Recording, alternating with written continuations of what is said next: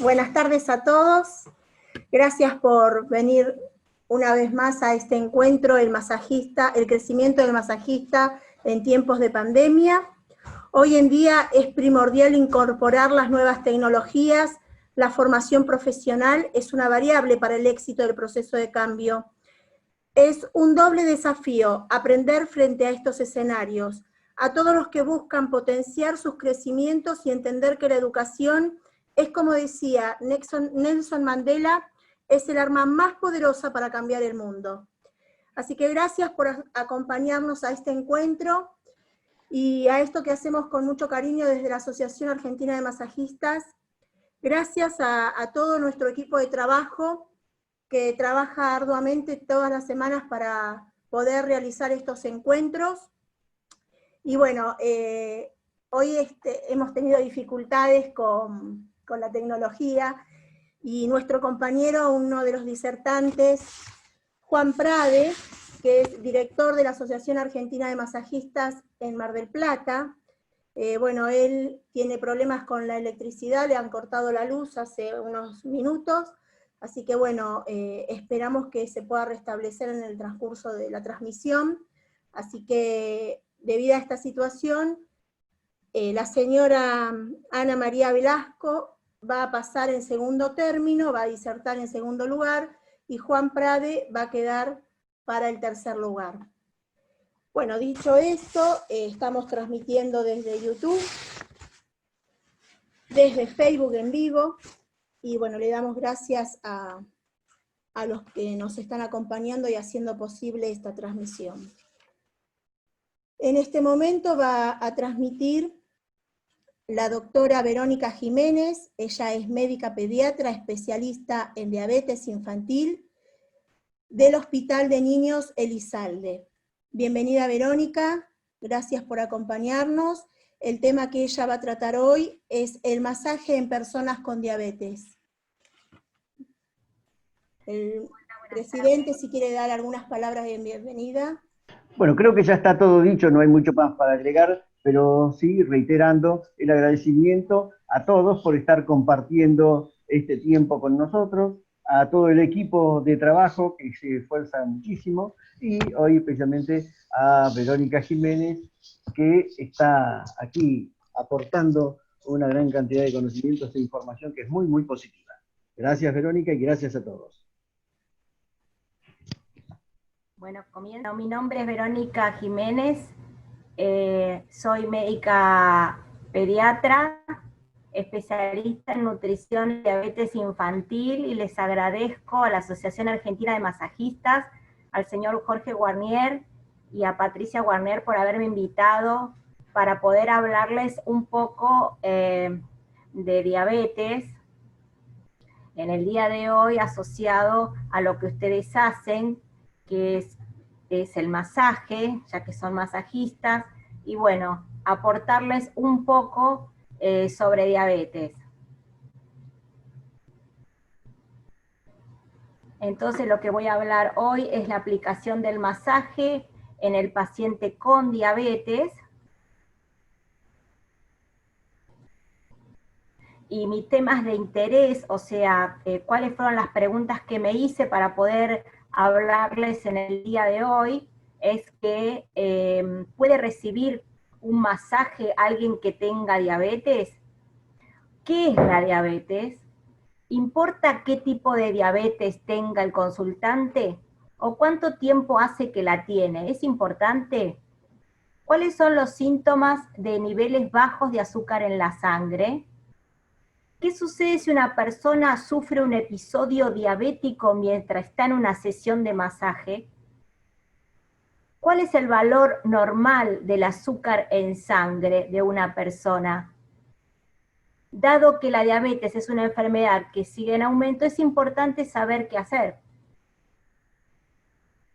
Entonces, según la Organización Mundial de la Salud, define a la diabetes como una enfermedad crónica, o sea, no es una enfermedad aguda, no es una enfermedad que dura 24, 48 horas, 7 días, persiste en el tiempo, por eso es crónica, y aparece cuando el páncreas, que es un órgano que está dentro de la cavidad abdominal, no produce insulina suficiente, o cuando el organismo no lo utiliza eficazmente, es decir, la insulina. El páncreas es el órgano que produce insulina, entonces puede pasar que no lo produzca suficientemente o que el organismo haga una resistencia a la acción de la insulina, y eso se llama insulinoresistencia. El efecto de la diabetes no controlada es la hiperglucemia. ¿Qué es la hiperglucemia? Es el aumento de azúcar en la sangre, valores que no son normales. La American Diabetes Association, o sea, la Asociación Americana de Diabetes, clasifica a la diabetes en varios tipos. Diabetes tipo 1.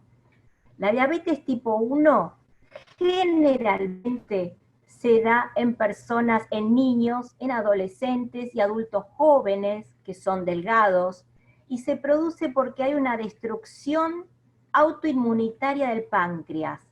Entonces el páncreas no produce insulina. ¿Qué significa esto? Que el organismo, por múltiples genes, empieza a alterar su inmunidad y produce anticuerpos contra el páncreas, hasta destruirlo. Hay otro tipo de diabetes, que es diabetes tipo 2, que el páncreas funciona, pero llega un momento que el organismo empieza a producir una resistencia a la acción de la insulina, y esto es debido a la obesidad. ¿Y en qué pacientes se da? En pacientes más grandes, obesos, hipertensos. Estas son dos grandes clasificaciones de diabetes. Hay otra clasificación que es la diabetes gestacional. Se da en el segundo o tercer trimestre del embarazo. Es la que se diagnostica durante el embarazo. La mujer con diabetes que se embaraza no es una diabetes gestacional, es una mujer que tiene diabetes y tiene un embarazo. Hay otras clases de diabetes que las produce o se producen porque hay una alteración no de muchos genes, sino de un solo gen. Se llaman monogénicas. Son muy raras, pero están dentro de la clasificación de la Asociación Americana de Diabetes. Según la OMS, el número de personas con diabetes aumentó de 108 millones en el 80 a 422 millones en el 2014, teniendo presente que somos en el planeta más de 7.000 millones de personas. La prevalencia mundial se duplicó de un 4,7 a un 8,5 desde el año 80 hasta el 2014. La prevalencia de la diabetes ha aumentado, sobre todo en países con bajos ingresos o medianos ingresos.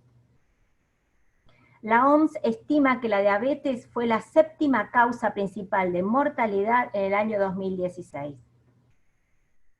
Y en la Argentina hay 4 millones de personas con diabetes.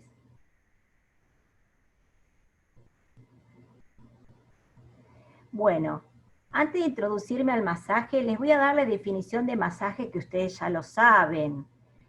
¿Y por qué vamos a refrescar lo que es un masaje? Para introducirnos a si se puede realizar un masaje en el paciente con diabetes. El masaje es un procedimiento o método manual, porque usamos las manos, no invasivo, preventivo, que tiene como objetivo el restablecimiento del equilibrio físico. Entonces podríamos decir tanto la persona que no tenga diabetes como la persona que tenga diabetes. Y esto permite que se elimine dióxido de carbono, ácido láctico, como también movilización de la linfa tisular. El desplazamiento centrífugo y centrífugo generarán las respuestas que se necesitan para mantener la armonía junto a la acción disociante que moviliza profundamente los tejidos. O sea que un masaje, sobre todo un masaje descontracturante y relajante, puede ayudar al paciente con diabetes. Pero ¿qué es lo que va a ocurrir? Le va a causar un relajamiento, y nosotros todos tenemos un balance de hormonas. por un lado está la insulina y por otro lado están las hormonas de contrarregulación. Entonces, en el masaje relajante puede ocurrir que bajen las hormonas de contrarregulación, que son las hormonas de estrés, empiece a aumentar en sangre los niveles de insulina, y esto produzca algunas consecuencias que ya vamos a ver posteriormente, sobre todo en el paciente con diabetes. Indicaciones. En una persona con diabetes se pueden utilizar la mayoría de las técnicas de masaje siempre y cuando su condición sea estable y tengan una piel sana e intacta. No masajear cerca de llagas abiertas o heridas o erupciones cutáneas. Además, también se debe evitar el área utilizada recientemente para inyecciones. El músculo que se va a realizar un masaje va a producir vasodilatación. Sí, entonces hay que preguntarle al consultante si se colocó en ese lugar la inyección de insulina, porque con la vasodilatación lo que va a provocar es un aumento de la absorción rápida de insulina y puede traerle consecuencias al consultante. Eso se pregunta antes de, cuando uno, digamos, realiza el turno con el consultante, preguntarle que no se aplique la insulina, que trate de no colocarlo en brazos y piernas, que a lo mejor van a ser los lugares donde se va a tratar. Y siempre realizar el masaje con certificado médico. Es importante que el certificado médico sea reciente, porque puede llegar a pasar que sea de un mes de validez o de 2 meses, y en ese tiempo puede pasarle algunas cosas al paciente con diabetes y aparece en su consulta con las siguientes fotos que les voy a mostrar. Que ya se las voy a mostrar. Las contraindicaciones son diabetes y complicaciones crónicas, neuropatías, cardiopatías, oftalmopatías, pie diabético, diabetes mal controlada, diabetes descompensada, no deberían recibir masajes. ¿Qué utiliza la persona con diabetes tipo 1 y tipo 2? ¿Es importante el tiempo de duración? Sí, no es lo mismo un paciente con 10 años de evolución que con 20 años de evolución, porque el paciente con 20 años de evolución seguramente va a tener muchas complicaciones. Utilizan estos aparatitos que se llaman reflectómetros, glucómetros, sensores, para medirse la glucemia. Los diabéticos tipo 1 se aplican insulina, generalmente se lo aplican en la panza. Los diabéticos tipo 2 toman la pastillita. Hay varios hipoglucemiantes orales, pero generalmente las personas no se acuerdan del nombre, entonces le dicen, me tomo la pastillita. Hay diabéticos tipo 2 que hacen combinaciones, toman pastillita y se aplican insulina. ¿Qué pasa si el consultante tiene algunas complicaciones con respecto a la aplicación de insulina? Pasa esto, que puede aparecer, ustedes van a ver 2 abdómenes. En el abdomen izquierdo está deprimido, en el abdomen derecho hay como si fueran 2 porciones, como si fueran pelotas, y esto se explica por la aplicación de insulina. El paciente o el consultante se aplica siempre en el mismo lugar la insulina y va a provocar esto en el tejido celular subcutáneo. O esto, que se ve más claramente. Y ustedes a lo mejor se sorprendan, digan, ¿qué es esto? ¿Qué le pasó? Y no, nada, me aplico insulina. Eso se llama lipodistrofia. Es una alteración del tejido celular subcutáneo por la aplicación de insulina.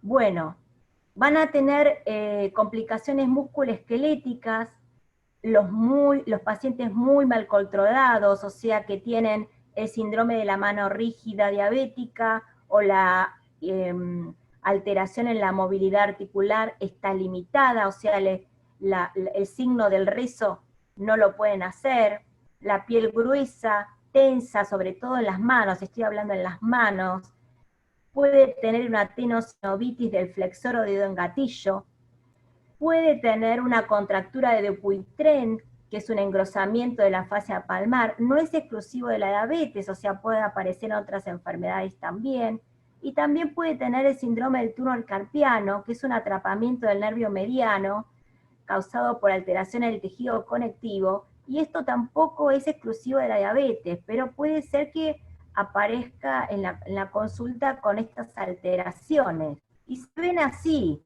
tienen mano en garra. Esta es una alteración de la limitación articular de las muñecas. Los dedos en garra, o la tenosinovitis, por un engrosamiento de la vaina de los tendones de los flexores, o la fascia de Dupuytren, que se ven nódulos o cordones, y en los pies también. Así como se ve la mano en garra, se ve el pie en garra, ¿no? Y es difícil estirar los dedos porque ya tienen muchos años de evolución y tienen muy mal control metabólico. ¿Qué más se pueden encontrar? Complicaciones neurológicas. Entonces, ¿qué tenemos? ¡Ay, qué horrible! ¡Por Dios! No se vio el pie, el médico no lo revisó y te trae el certificado médico para que le hagas masajes y te encontrás con esto. Las dos figuras de arriba son neuropáticas las lesiones por la localización, y la figura de abajo es más bien vascular, pero también es pie diabético, son úlceras en la planta del pie o en el pie. Las dos de arriba son por alteraciones neuropáticas y la de abajo por alteraciones vasculares. Tal vez el médico no lo revisó y el paciente, como tiene alteraciones neurológicas y no siente los pies, probablemente no se haya dado cuenta que tiene esto. Entonces, las complicaciones neurológicas son la somática, la polineuropatía, que es la más común. El paciente tiene hormigueo en los pies, dolor en los pies, no puede pisar el piso y además no soporta las sábanas a la noche. Eso es lo más característico. Puede tener complicaciones focales de un solo nervio o puede ser autonómico. Ustedes saben que el sistema nervioso se divide en dos clases: el periférico, que va a las extremidades, y el autonómico, que va a las vísceras, al corazón, al intestino. ¿Pueden haber complicaciones oftalmológicas? También. Cuando ustedes le realizan un masaje descontracturante y relajante y empiezan con un masaje de cara, además de preguntarle si tiene lente de contacto, pregunten si tiene cataratas, si tiene glaucoma. Las cataratas es una afectación del cristalino, el glaucoma es un aumento de la presión ocular. Yo en ese caso, o si me dice que tiene una alteración de la retina, no tocaría la zona ocular para hacer el masaje. Sí el resto de la cara, pero no la zona ocular. ¿Complicaciones cardíacas? Sí. Complicaciones macro y microangiopáticas. ¿Qué significa? Que el paciente con diabetes tiene aterosclerosis, tanto en sus vasos, arterias medianas o de gran calibre, que eso da complicaciones como accidente cerebrovascular o infartos, agudo de miocardio, y microangiopáticas, o sea, en los capilares, y eso va a afectar muchísimo en la retina, que da ceguera, obviamente, y glomerular, que da nefropatía diabética y termina en insuficiencia renal crónica. Las complicaciones autonómicas cardíacas dan muerte súbita, arritmia, hipotensión ortostática, que es aquella que baja la presión arterial cuando se cambia de posición, y la presión arterial non-diper es aquella que la presión arterial no baja durante la noche, porque todos durante la noche la presión arterial baja normalmente, y las personas con diabetes y con una complicación cardíaca autonómica no baja. Bueno, ¿qué es lo que puede pasar en el consultorio? Puede pasar que con el masaje descontracturante o relajante, o bueno, haya consultado por alguna causa puntual y ustedes con el masaje le den un alivio y él se sienta aliviado o ella aliviada y relajada, les había hablado antes de las hormonas de contrarregulación bajan, entonces predomina la insulina. ¿Qué hace la insulina? A bajar los niveles de azúcar en sangre, pero puede bajar muchísimo el nivel de azúcar en sangre, entonces le da síntomas. Están hablando con ustedes normalmente y se empiezan a poner pálidos, tienen ganas de vomitar, tienen un sudor frío, tienen un lenguaje incoherente, empiezan a temblar las manos y los pies, ven doble o tienen visión borrosa, pueden tener rigidez muscular y hasta llegar a convulsiones. Entonces, si ustedes se dan cuenta que algo está pasando, le preguntan, ¿te sentís bien? ¿Trajiste tus cosas? ¿Qué hago yo en esto? Le pido al consultante que se realice un testeo de ese glucomíter y ese sensor que les mostré anteriormente, se pinchan el dedo y ven el valor que tiene azúcar en la sangre. Si no lo ha traído, ustedes pueden ofrecerle algo con azúcar. Le damos un vaso de agua con 4 cucharaditas de azúcar, le doy 2 o 3 caramelos para que coma, le doy una bebida gaseosa con azúcar, o cualquier alimento con azúcar. Les aseguro que les salvan la vida.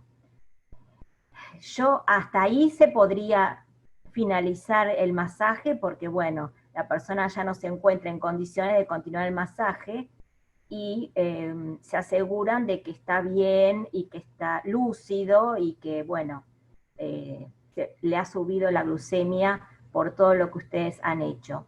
¿Qué pasa si si tiene un valor alto y nos hemos confundido nosotros y inclusive el consultante se confundió? No pasa nada, irá a su casa y se corregirá con insulina. Así que bueno, espero que esto les haya ayudado, les haya servido para poder asistir a un paciente con diabetes. Muchas gracias.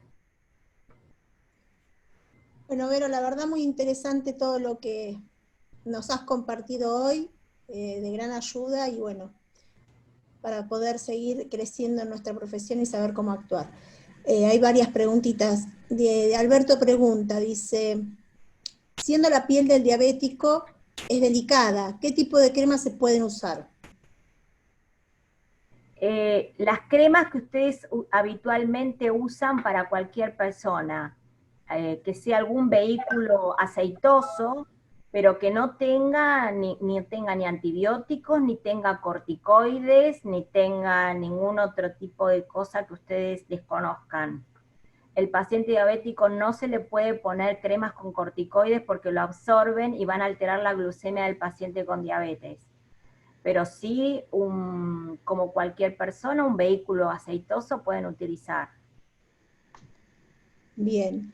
Fátima pregunta, dice, ¿puede un joven de 17 años haber sido diagnosticada en diabetes tipo 2? Totalmente. Está creciendo muchísimo la prevalencia de diabetes 2 en adolescentes. Eso se confirma con un estudio de anticuerpos. Inicialmente nosotros lo consideramos diabético tipo 1, pero después se hacen una serie de estudios que son anticuerpos contra el páncreas, y ahí se confirma el diagnóstico y tranquilamente puede ser una diabetes tipo 2. Y va a tener las mismas complicaciones si no se cuida como una diabetes tipo 1.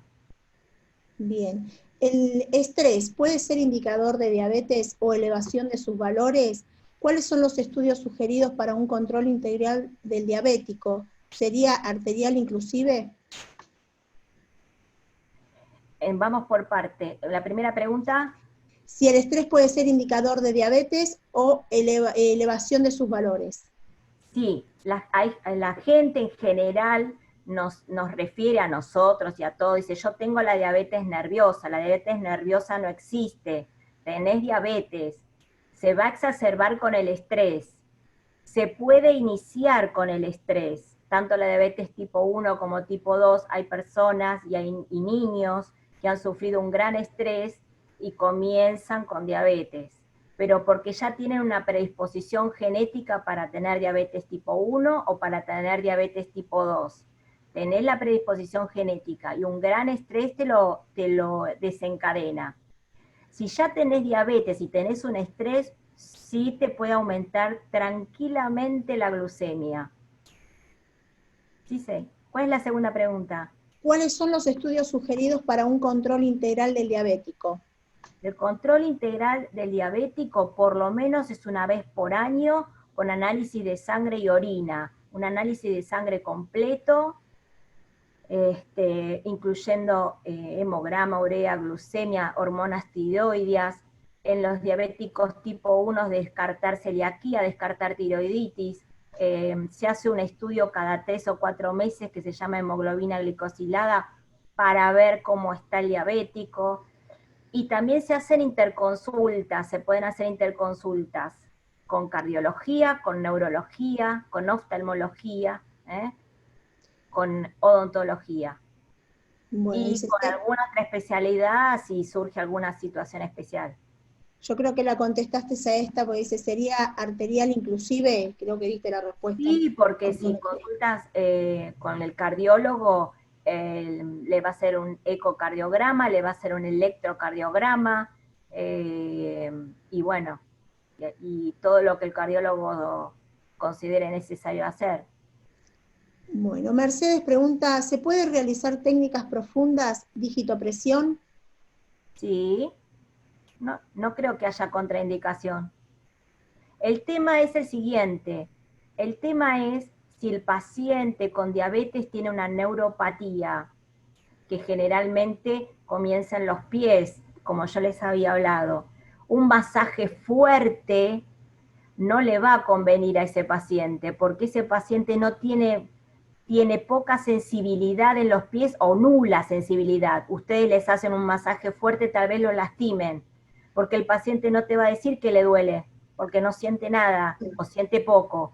Entonces, eso ahí estaría como, hay que preguntar mucho. Yo sugeriría un masaje suave, sobre todo los que tienen larga evolución. Perfecto. Guillermo pregunta, para seguridad nuestra y la del consultante, ¿es recomendable tomar antes y después los niveles?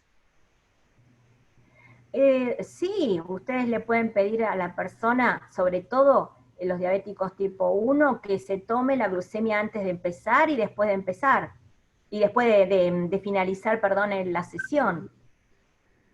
Sería excelente, sería excelente. Perfecto.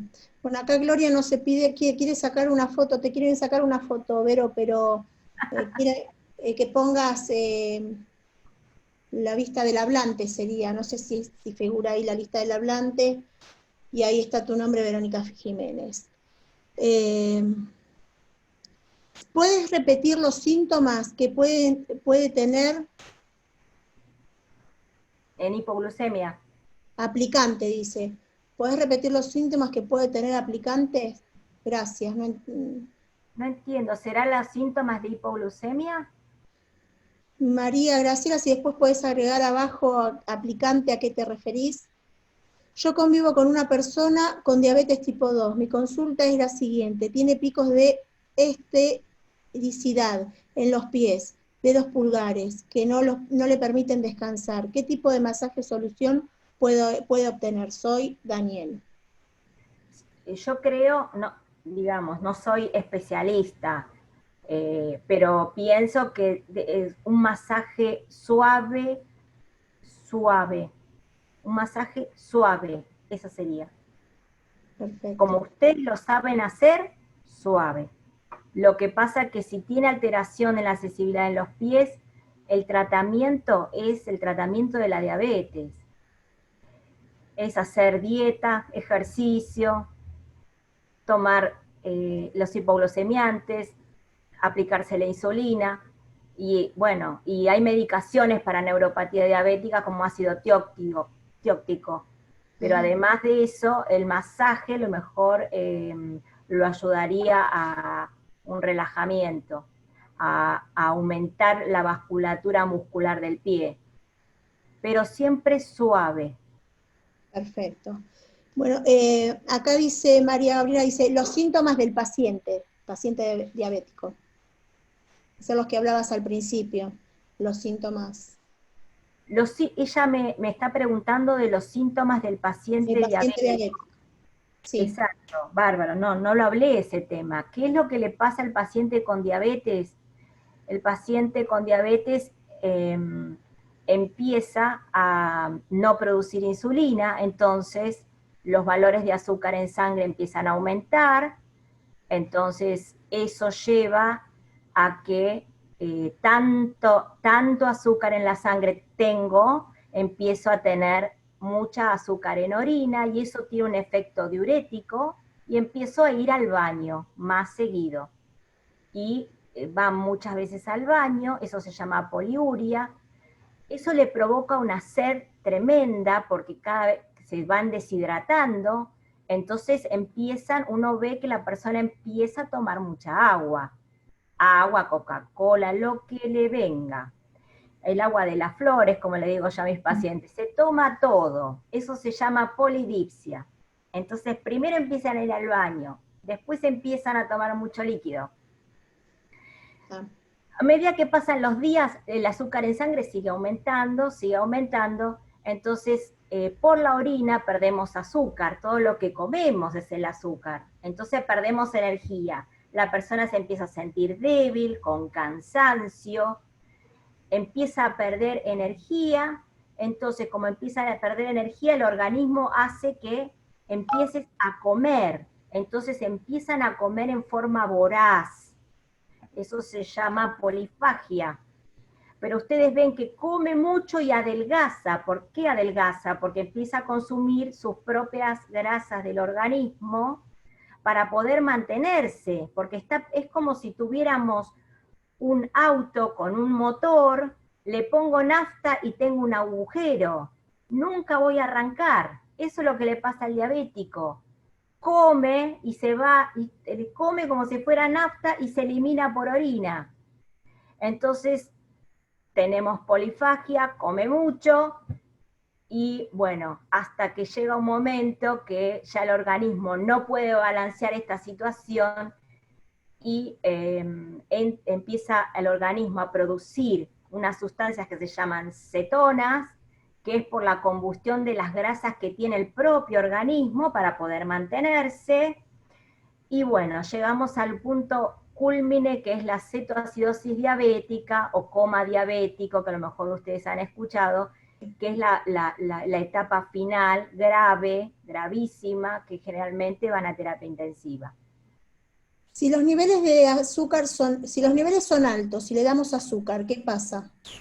Aníbal pregunta. Va a subir más el azúcar, pero bueno, como no se sabe, porque ustedes le dieron azúcar a un valor que no sabían, y estaba alto, pero no sabían, y bueno, llegará a su casa esa persona, se hará el control y se corregirá.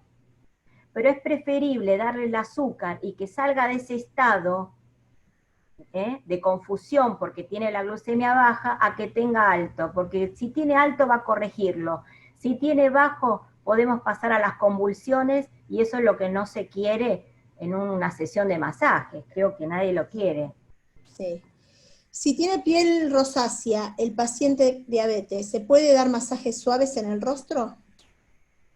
Como cualquier rosácea. Bueno, ¿se pueden realizar los masajistas o únicamente kinesiólogos en estos pacientes de LM?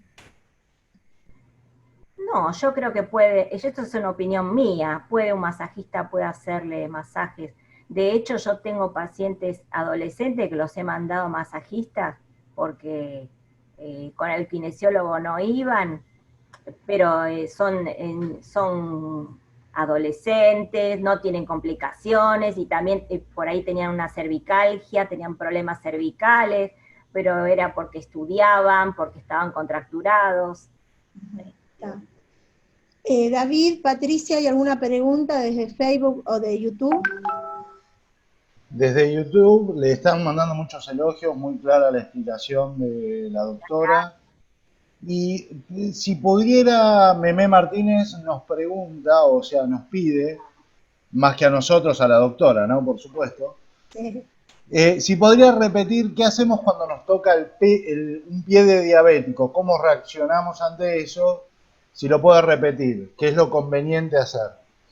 No hacer masaje en el pie diabético. El pie diabético estamos hablando de la úlcera que se ve. No les recomiendo tocar ese pie. Así como vino, se va a su casa y que vaya a ver al médico. Bueno, ya estamos pasados de tiempo. Después hay algunas preguntitas más, Vero, si las podés responder.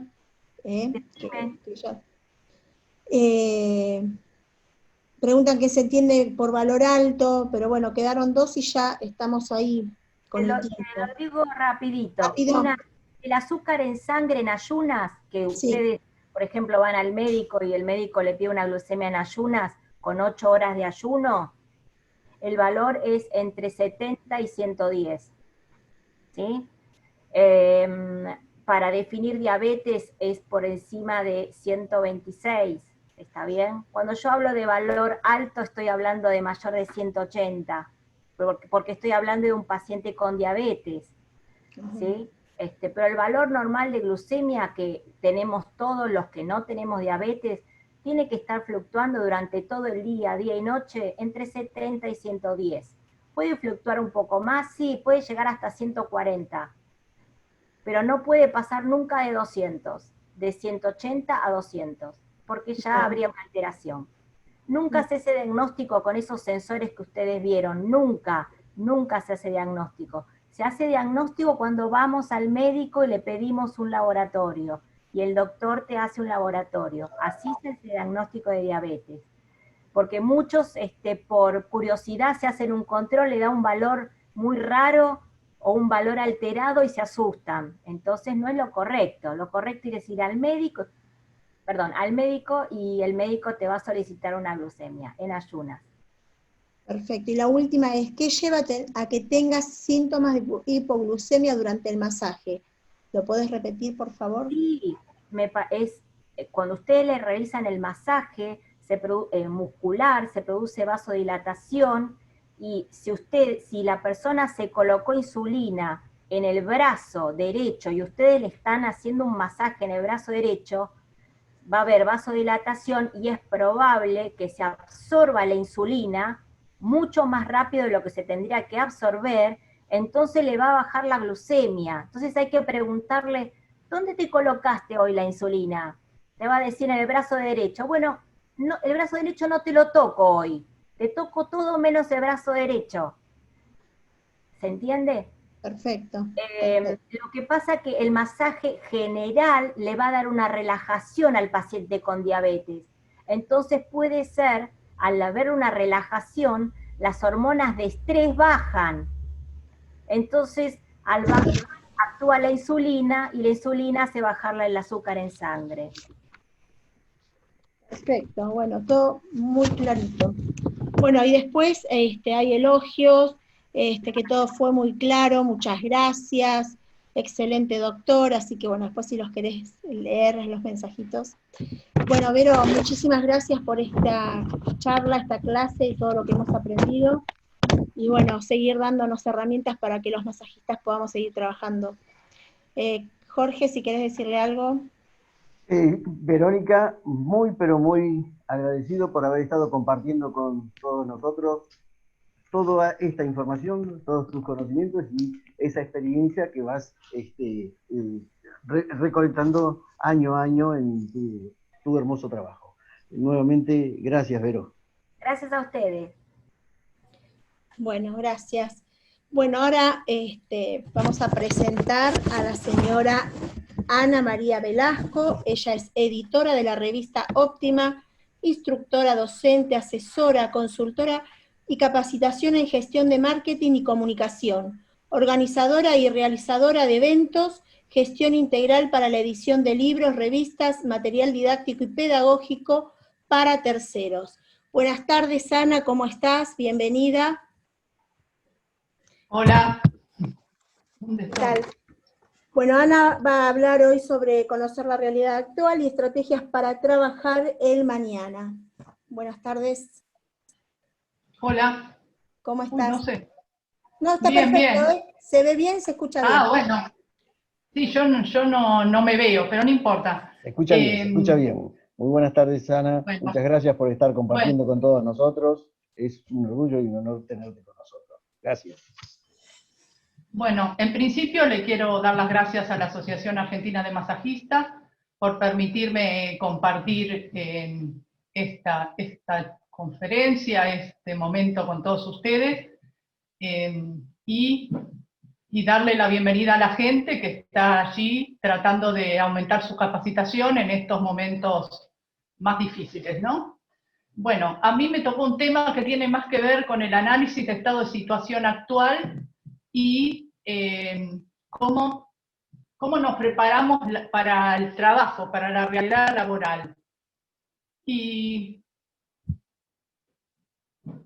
bueno, y el planteo sería, ¿desde qué punto de vista analizamos la situación actual? Se puede analizar desde diferentes perspectivas.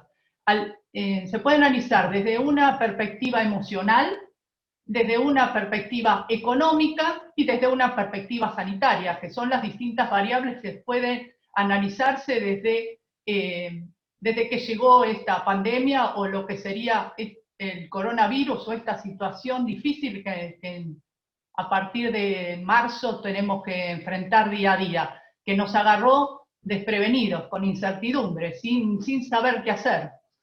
Y entonces surgen, de acuerdo a diferentes estadísticas, surgen que la realidad emocional es un problema que en los jóvenes hasta 29, 30 años, de repente, en un mundo veloz que ellos están acostumbrados a convivir, se encuentran con una pausa, con un pararse frente a esa velocidad que ellos están acostumbrados a vivir, al todo ya. Entonces surge esta situación de angustia, frustración, tristeza, miedo, ansiedad. 1 de cada 2 jóvenes tienen esta sensación. 4 de cada 10 manifiestan estar enojados y 3 de cada 10 se sienten solos. Entonces es importante, creo que desde el punto de vista profesional, entender cómo se encuentra el otro, cómo se encuentra nuestro cliente desde la emoción. Después hablamos de lo sanitario. Bueno, la situación sanitaria conocida por todos, yo no sé, hay en ciudades que ya están trabajando, en otras ciudades, pero en todos los casos hay protocolos de bioseguridad. Estos protocolos hacen que cada uno de nosotros, porque no solo está la emoción del cliente o del paciente, sino está nuestra emoción como profesionales. ¿Qué nos pasó a nosotros? ¿Qué nos pasa a nosotros en esta cuarentena? Entonces, a partir de ese análisis de cómo nos encontramos nosotros en la cuarentena, está también el planteo de qué emociones sentimos, cómo era nuestra realidad antes de esta situación y cómo nos encontramos hacia el futuro. ¿Volverá a la nueva normalidad como se plantea? O yo creo, es una opinión muy personal, ya no hay nueva normalidad. Esta es hoy nuestra realidad. La realidad es que el mundo está en constante cambio, el mundo está renovándose, tiene otra perspectiva. Yo sé que ustedes me pueden decir, yo soy masajista, trabajo con las manos, y la verdad que la tecnología no se lleva bien conmigo, o sí, sin embargo estamos acá, aprendemos a vernos la cara en pequeños cuadraditos, en comunicarnos a través de distinta nueva tecnología.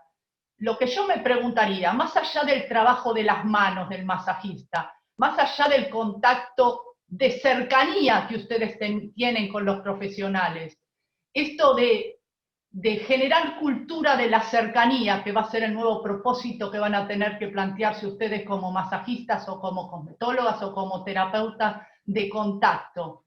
Nos piden distanciamiento. ¿Cómo hacemos para distanciarnos? Sería la pregunta. Está bien, están los hábitos de barbijos, de protectores oculares, de guantes y distintos protocolos de bioseguridad que existen. Pero ¿qué le ofrecemos nosotros a nuestro cliente? ¿Qué espera nuestro cliente de nosotros? ¿Cómo vamos a arreglar la economía frente a esta nueva realidad? Porque la realidad es que la economía nos cambió, porque ahora tenemos que estar a 2 metros de distancia entre unos y otros, atender por turnos, y unas normas, una nueva normativa que no debe ser violada, que hace a nuestro trabajo diario, digamos, o va a ser a nuestro trabajo diario. ¿Cuántas personas por vez puedo atender? Depende también de la realidad. Yo desconozco la realidad de cada uno de los que están ahí. Generalmente son profesionales independientes que trabajan solos en su casa o en su gabinete, o trabajan con otros profesionales, o trabajan para terceros o no instituciones. Las diferencias de las realidades en cada uno de los casos va a ser diferente. Lo que yo les propongo es que analicen la realidad de cada uno con respecto a cómo eran antes y si creen que van a volver a cómo eran antes. Cómo se sienten emocionalmente frente a esta nueva situación real y cómo construir el propósito. ¿Cuál es el verdadero propósito? La realidad económica es simple.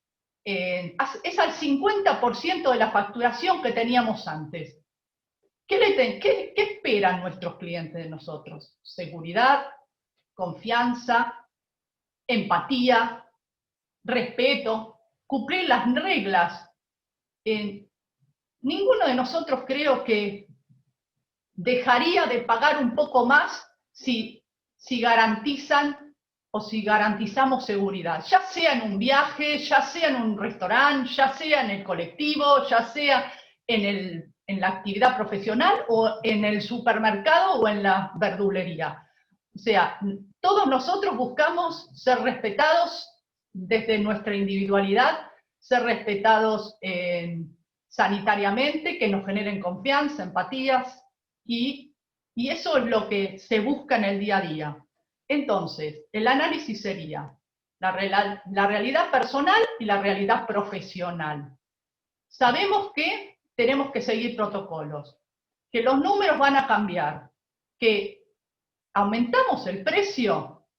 ¿Cómo está nuestra realidad del mercado si aumentamos el precio y somos o no somos competitivos? ¿Vendrán o no vendrán nuestros clientes si aumentamos el precio? Entiendo que hay que aumentar el precio porque incorporamos un montón de elementos que hacen a la bioseguridad.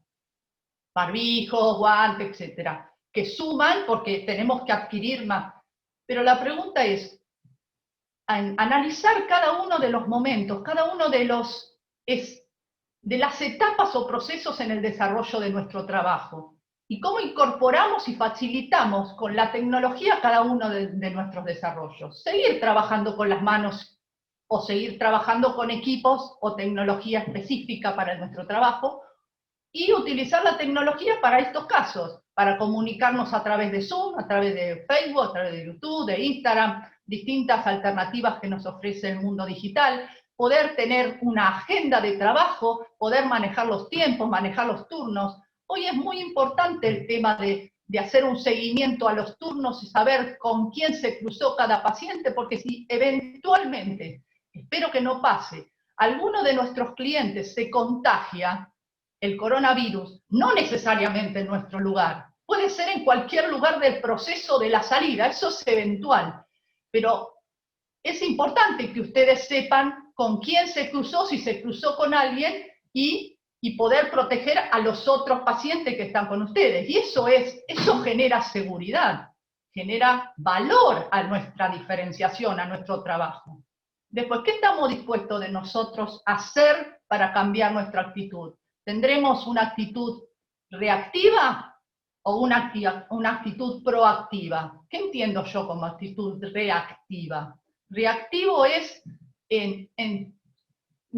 trabajo por impulso. Digamos que lo hago porque tiene que ser así. No, me sale automáticamente. En cambio, proactivo es generar un cambio, evolucionar en ese proceso, buscar alternativas, establecer un plan de trabajo, un plan de acción, un objetivo, un proyecto, establecer tareas, plantearse un propósito.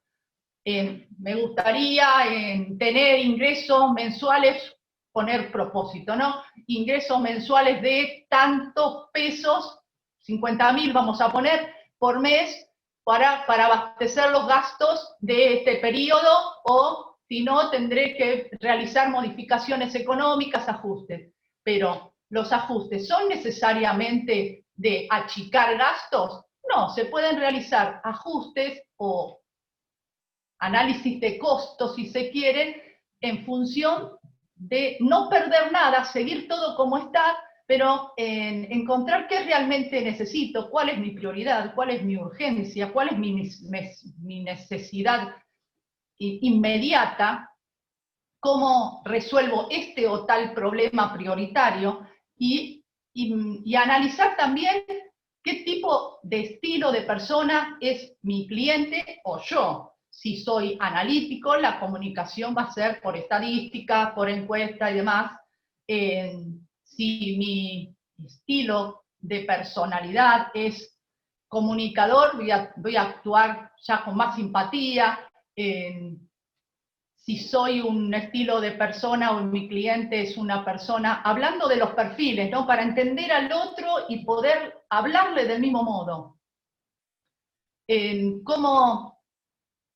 Como por ejemplo una persona organizada, una persona que es comunicadora, organizada, puede ser también creativa, innovadora, que ya tenga toda esa tendencia hacia la comunicación.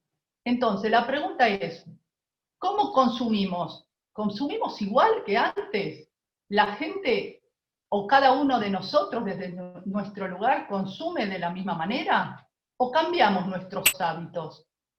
Háganse preguntas desde su interna, desde su realidad actual, a ver si todo sigue igual o hubo cambios en su forma de ver la realidad hoy. Me pregunto, al plantear el objetivo, me pregunto, hacemos una lista de qué tareas estoy dispuesto a hacer para llegar a ese objetivo, a esa meta, a ese propósito. ¿Qué cambios o dónde me quiero ver dentro de 3 años? Van a decir, es muy lejos, pero dentro de 1 año, dentro de 6 meses, el mes que viene, ¿qué tareas estoy dispuesta a hacer para llegar a encontrarme en ese lugar dentro de estos 3 años que hablamos antes? Porque eso se proyecta. No es esperar que llegue la jubilación en nuestra vida y hacer las cosas por inercia, sino que se proyecta donde nos queremos ver y encontrar en nuestro futuro. Y bueno, y otra de las realidades es qué fases o qué momentos atravesamos emocionalmente en todos estos procesos de crisis. Lo que se llamarían duelos. En primer lugar, sentimos negación. Como ya dije, lo que estadísticamente le ocurre a jóvenes o a personas mayores de 35, ¿no? Primero negación, después enojo, ira, después tratar de revertir esta situación, depresión, desmotivación, y por último aceptación. Aceptar la realidad actual es una forma de avanzar, salir adelante, no perecer, no dejar de ser parte de esta realidad. Y bueno, y desde lo profesional, plantearse objetivos, dónde se quieren ver, dónde quieren estar, qué es lo que buscan sus clientes o sus pacientes, resultados, sentirse bien, pero sentirse seguros, confiados en que ustedes van a encontrar lo que están buscando para resolver sus problemas de salud o de contractura o emocionales, o sentir empatía hacia esa nueva realidad. Y por último, seguir nuestra meta, seguir nuestro propósito, con pasión, con convicción, hacerlo porque realmente los que sentimos, hacer pequeños pasos, pequeñas acciones para llegar a la meta final. pero plantearlo, proyectarlo, programarlo, tener claro hacia dónde uno quiere ir. Les voy a contar una anécdota personal que tiene que ver con una excursión que en realidad fue en Cabiahue. Hay una laguna escondida que para llegar ahí había que escalar una montaña, llegar a la cima, y del otro lado de la montaña, de la cima, se encontraba la famosa laguna escondida. Emprendimos la caminata así inconscientemente, empezamos a seguir el camino hacia la cima, con muchas dificultades en el proceso, digamos, nos encontrábamos con piedras, con situaciones emocionales muy movilizadoras, pero incluso, no sé, te agarras de ramas, tratás de encontrar el equilibrio en cada uno de los pasos hasta llegar. Cuando llegamos a la cima, que fue un esfuerzo, pasamos al otro lado y no me encontré de cerca con la famosa laguna. ¿Y la laguna dónde está? Esto de no saber, no poder ver, no poder escuchar y sentir dónde uno está, eso es la incertidumbre. Y la laguna no estaba. Y bueno, empezamos a mirar, a curiosear, a observar la realidad, y seguimos un sendero y apareció la famosa laguna. La laguna era impresionante, realmente muy emotivo el paisaje, los árboles, el bosque, todo el desafío había sido concreto. O sea, llegamos a la cima y realmente emocionante estar ahí arriba. Y después, bueno, el proceso del descenso, tuvimos que bajar, tuvimos que volver a la realidad, pero ya con eso, con toda esa adrenalina que logramos alcanzar por haber alcanzado la meta. Pero bajamos, fue mucho más fácil y mucho más ágil el descenso, por supuesto, pero me refiero a analizar, lo importante es el camino. Suena muy vulgar y por ahí dicho popularmente, ¿no? Pero el camino es el proceso, es lo que nos da satisfacción, lo que nos genera emociones, el estar activo, el sentirnos vivos, el saber que podemos y hemos podido a lo largo de la historia de nuestra profesión seguramente, y alcanzar los objetivos da satisfacciones, y eso hace que sigan todos adelante, luchen. El marketing no es un cuco, simplemente es plantearse estrategias, plantearse paso sobre paso para llegar a la cima. Y quería terminar con este cuentito que por ahí simplifica lo que les quiero transmitir, a dónde quiero que lleguen y cuál sería el camino a todo lo que profesionalmente llegar hoy o personalmente puedan llegar hoy. O sea, ningún virus, ninguna realidad puede ser dramática y fuerte si nosotros no hacemos nada, no somos proactivos y no somos positivos, porque el cambio o el éxito o el camino o el triunfo siempre está. Algunos llegarán más lejos, otros llegarán más cerca, otros tienen ganas de algo más fuerte, menos fuerte, pero lo importante es intentarlo, no quedarse con las ganas del hacer. Y bueno, y ahora estoy dispuesta a aceptar preguntas, a aceptar comentarios. Les agradezco por estar allí y muchas gracias. Bueno, muy interesante, y la verdad que nos ha llevado a una reflexión con respecto a nuestro trabajo actual y futuro. Guillermo dice, tal cual, si yo no cuido y no me cuido, ¿qué confianza puedo lograr en el consultante? Pregunta. Si yo me cuido, ¿y cómo era exactamente? Si yo no cuido y no me cuido, ¿qué confianza puedo lograr en el consultante? Totalmente, sí. Esto en realidad es cuidarme yo para cuidar a los demás, y viceversa. Si el otro se cuida y me está cuidando a mí, y está cuidando a todos nuestros clientes, a todos, en marketing se llama cadena de valor, a todos los procesos de trabajo en el que estamos. Lo importante es pensar en el otro. Yo creo que una de las cosas que nos enseñó este momento es el entender al otro, en ver al otro. El argentino suele ser, lamentablemente, o por lo menos estamos tildados o prejuiciosamente como muy individualistas, pero es importante entender el ver al otro.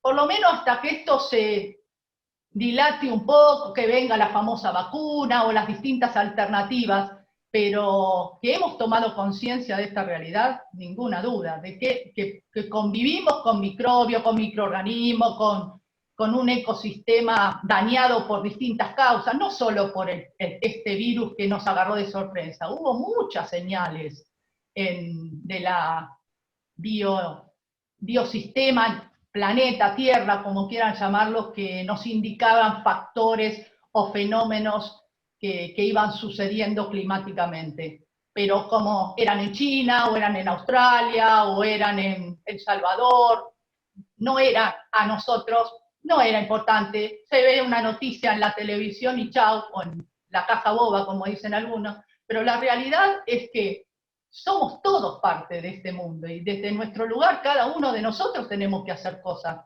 para uno y para el otro. No solo para los seres queridos, para todos, porque todos formamos parte de este ecosistema. No sé si hay alguna otra pregunta. Una exposición que nos lleva a la reflexión. Gracias. Aníbal dice, Ana María, en el medio del partido nos hiciste parar la pelota. Un segundo y pensar en todo. Muchas gracias. Yo creo que es la verdad, ¿no? Reflexionar sobre sobre el presente y el futuro.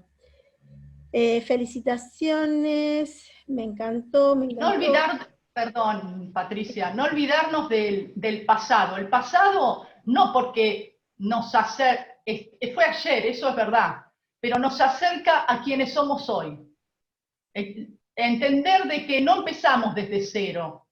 Yo tengo una teoría de que no empezamos desde cero, porque contamos con talentos, contamos con experiencia, contamos con un montón de valores que fuimos construyendo desde ayer, incluso de las perspectivas y de las ideas que tiene el otro sobre lo que nosotros somos y lo que hemos hecho laboralmente. Porque cada uno de nosotros tiene una historia construida desde una marca, desde una persona, desde un trabajo.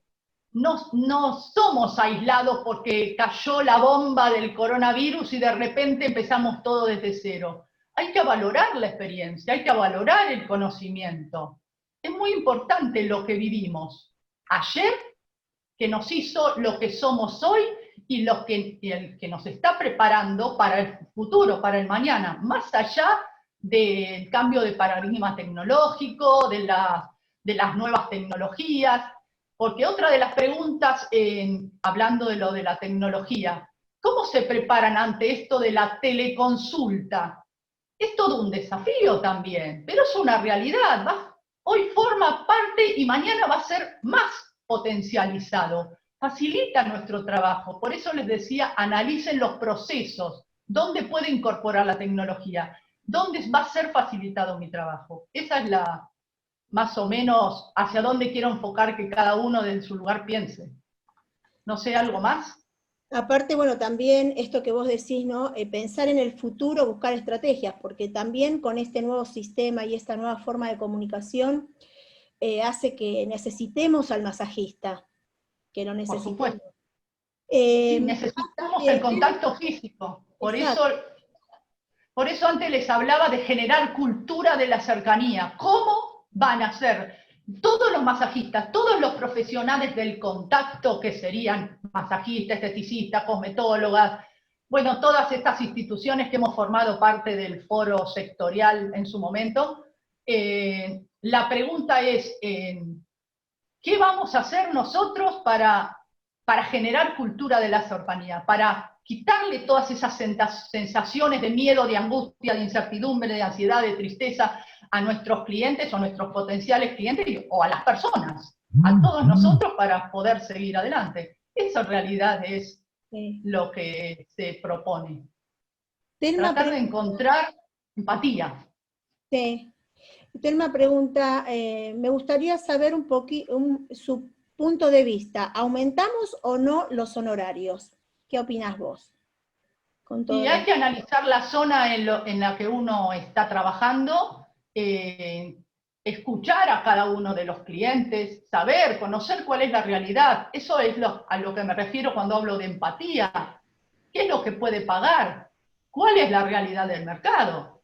Porque hay gente que no tendría problema de pagar. No es una cuestión de aumentar o no aumentar.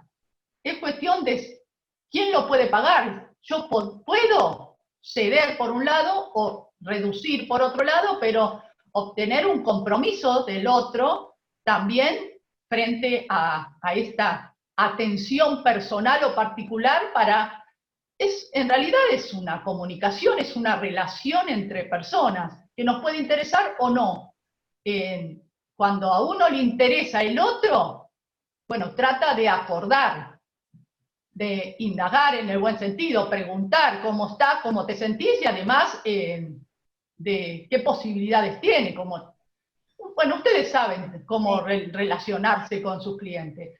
Por supuesto que si es un taxista que no le importa la relación, y bueno, el regateo va a ser la alternativa económica. Eso para marcar la diferencia entre cuando a uno le interesa mantener la relación, le interesa el vínculo con su cliente, y cuando no le interesa y va a apuntar al regateo y a tratar de modificar los precios. Esa es la diferencia. Los dos pilares de lo que sería la negociación o el servicio de comercial o de clientes, que es la relación, si me interesa lograr fidelización o simplemente un intercambio económico y que no venga más. Eso es el análisis que se deben plantear. Bien concreto. David, ¿hay alguna pregunta de YouTube? De acá de Facebook, todos elogios, Ana.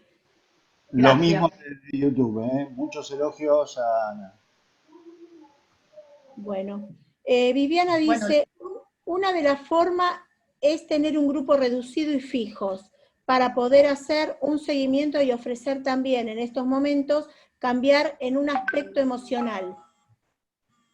Sí, pero no se olviden de analizar los ingresos.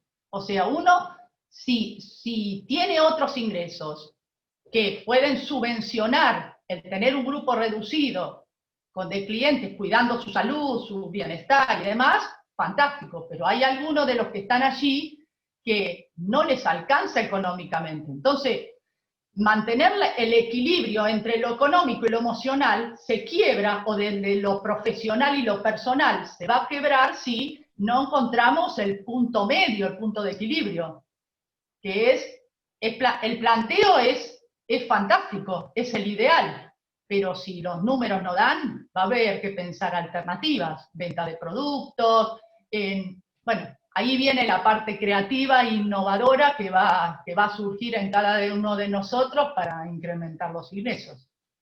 Perfecto. ¿Alguna otra cosa? No hay más preguntas, que está muy buena la charla. Muchas gracias. Gracias. Bueno, los elogios también, muy buenos los aportes, que les encantó, así que después si los querés leer, Ana. Bueno, agradecerte por todo este tiempo y lo que nos compartiste hoy, nos llevaste a una reflexión para el futuro. Gracias. ¿Quieres decir algo?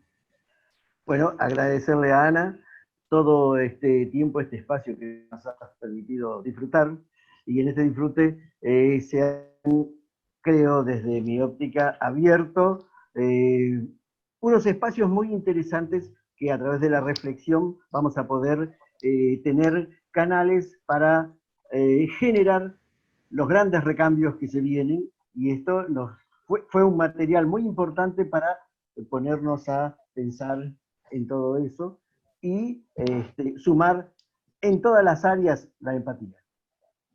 Gracias, Ana. Un abrazo grande y muy, muy, muy feliz que hayas podido compartir con nosotros. Gracias a ustedes. Bueno, gracias. Bueno, no sé si alguien quiere hacer algún otro tipo de pregunta o algo. Juan Prade no se ha podido comunicar, no le llegó la electricidad todavía, así que bueno, nos hemos retrasado y por eso le hemos dejado más tiempo a Verónica y a Ana para que puedan explayarse y puedan hablar más tranquilas. Así que bueno, si hay alguna pregunta más, si no, vamos a dar por finalizada la charla acá. y nos vamos a encontrar la semana que viene, el día jueves, ¿no es cierto, Jorge? Jueves de la semana entrante, no, el otro jueves, 20. El 20. Donde ya tenemos unos invitados especiales, ya vamos a estar compartiendo con gente de Chile, y a su vez también va a estar con nosotros Oscar Carbone, el rector de la institución universitaria de la Universidad de la Asociación Cristiana de Jóvenes, entre otros. Entre otros. Bueno, así que bueno, una semana de descanso y nos volvemos a encontrar el día 20, ya le vamos a hacer llegar el flyer y el horario, así que bueno, muchísimas gracias a todos, pueden abrir los micrófonos unos segunditos para saludarse si quieren. Gracias Verónica, gracias Ana. Gracias. Muchas gracias.